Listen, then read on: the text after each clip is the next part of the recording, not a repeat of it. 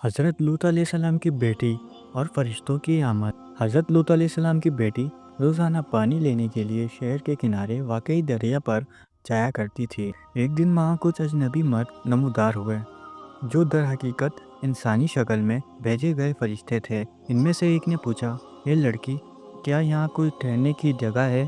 حضرت لوط علیہ السلام کی بیٹی اپنی قوم کے برے حالات کو یاد کرتے ہوئے محتاط انداز میں بولی، نہیں ٹھہریں، میں پہلے اپنے والد کو بتا کر آتی ہوں۔ یہ کہہ کر وہ جلدی سے اپنے والد حضرت لوط علیہ السلام کے پاس گئی اور انہیں سارا ماجرا سنایا۔ حضرت لوط علیہ السلام فوراً مہمانوں کی طرف روانہ ہوئے۔ جب وہ ان لوگوں کے قریب پہنچے تو ان کے دل میں بے چینی پیدا ہوئی اور انہوں نے کہا، آج کا دن بہت مشکل معلوم ہوتا ہے۔ انہوں نے پوچھا، تم لوگ کہاں سے آئے ہو اور تمہارا مقصد کیا ہے؟ لیکن وہ خاموش رہے اور کوئی جواب نہ دیا۔ جب انہوں نے حضرت لوط علیہ السلام سے مہمان نوازی کی درخواست کی تو آپ حیا اور اخلاق کے باعث انکار نہ کر سکے، لیکن دل میں فکر مند ضرور ہوئے۔ آپ ان کے آگے آگے چلتے رہے تاکہ انہیں کسی طرح شہر میں داخل ہونے سے روک سکیں۔ راستے میں فرمایا، روئے زمین پر اس بستی کے لوگوں سے زیادہ بدکار کوئی نہیں۔ یہ الفاظ دراصل انہیں اپنی قوم کی گندے اعمال سے خبردار کرنے کے لیے تھے، مگر انہوں نے نظر انداز کر دیا اور شہر میں داخل ہونے کے لیے چلتے رہے۔ حضرت لوط علیہ السلام مسلسل ان سے گفتگو کا رخ بدلنے کی کوشش کرتے رہے تاکہ وہ کسی اور طرف چلے جائیں، لیکن وہ اپنی راہ پر قائم رہے۔ جب رات ہوئی تو حضرت لوط علیہ السلام نے اپنے مہمانوں کو گھر لے آئے اور کسی نے انہیں آتے نہیں دیکھا، لیکن ان کی بیوی نے جیسے ہی یہ اجنبی افراد دیکھے، وہ خاموشی سے باہر نکلی اور اپنی قوم کو اطلاع دے دی۔ خبر جنگل کی آگ کی طرح پھیل گئی اور بدکار لوگ حضرت لوط علیہ السلام کے گھر کی طرف دوڑ پڑے۔ جب حضرت لوط علیہ السلام کو شور سنائی دیا تو وہ حیران ہو گئے اور سوچنے لگے، یہ لوگ کیسے جان گئے کہ میرے پاس مہمان آئے ہیں؟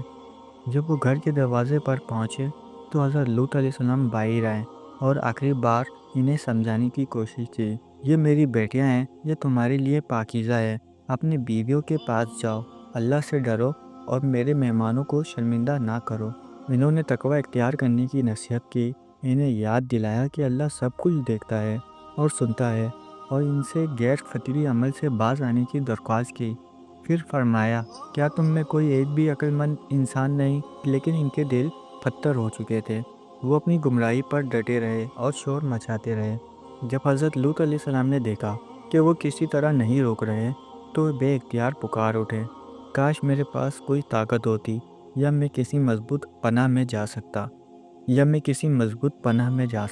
یہ سن کر ان اجنبی مہمانوں نے خود ظاہر کیا اور فرمایا، اے لوط، خوف نہ کرو، ہم اللہ کے بھیجے ہوئے فرشتے ہیں، یہ لوگ تمہارا کچھ نہیں بگاڑ سکیں گے۔ پھر حضرت جبرائیل علیہ السلام نے ایک اشارہ کیا اور وہ تمام بدکار اندھے ہو گئے، جس سے وہ نہ تو آگے بڑھ سکے اور نہ ہی کچھ دیکھ سکے۔ فرشتوں نے حضرت لوط علیہ السلام کو حکم دیا کہ وہ اپنے گھر والوں کو لے کر رات کے وقت بستی سے نکل جائیں اور کوئی بھی پیچھے مڑ کر نہ دیکھے۔ ساتھ ہی انہیں بتا دیا گیا کہ ان کی بیوی بھی عذاب میں مبتلا ہونے والوں میں شامل ہوگی۔ حضرت لوط علیہ السلام نے اپنی بیٹوں کے ساتھ روانہ ہوئے اور جیسے ہی صبح قریب آئی، اللہ کا عذاب نازل ہوا۔ حضرت جبرائیل علیہ السلام نے اپنے پروں سے پوری بستی کو جڑ سے اکھاڑ لیا، انہیں آسمان کی بلندیوں تک لے جا کر الٹا زمین پر پھینک دیا۔ اس دوران آسمان سے انگاروں اور پتھروں کی بارش بھی ہوتی رہی، جو خاص طور پر ان بدکاروں کے لیے مقرر کیے گئے تھے۔ جب یہ عذاب نازل ہو رہا تھا تو حضرت لوط علیہ السلام کی بیوی نے پیچھے مڑ کر دیکھ لیا اور فوراً عذاب کی لپٹ میں آ کر ختم ہو گئی۔ اللہ تعالیٰ نے پوری بستی کو نیست و نابود کر دیا اور وہاں پانی کا ایک زہریلا ذخیرہ ڈیڈ سی پیدا ہو گیا، جسے آج ہم بحیرہ مردار نام سے جانتے ہیں۔ یوں ہی بدکار قوم کا نام و نشان مٹ گیا اور زمین سے ہمیشہ کے لیے ان کا وجود ختم ہو گیا۔ حضرت لوط علیہ السلام اس آزمائش کے بعد حضرت ابراہیم علیہ السلام کے پاس گئے اور انہیں اپنی قوم کی ہلاکت کی خبر سنائی۔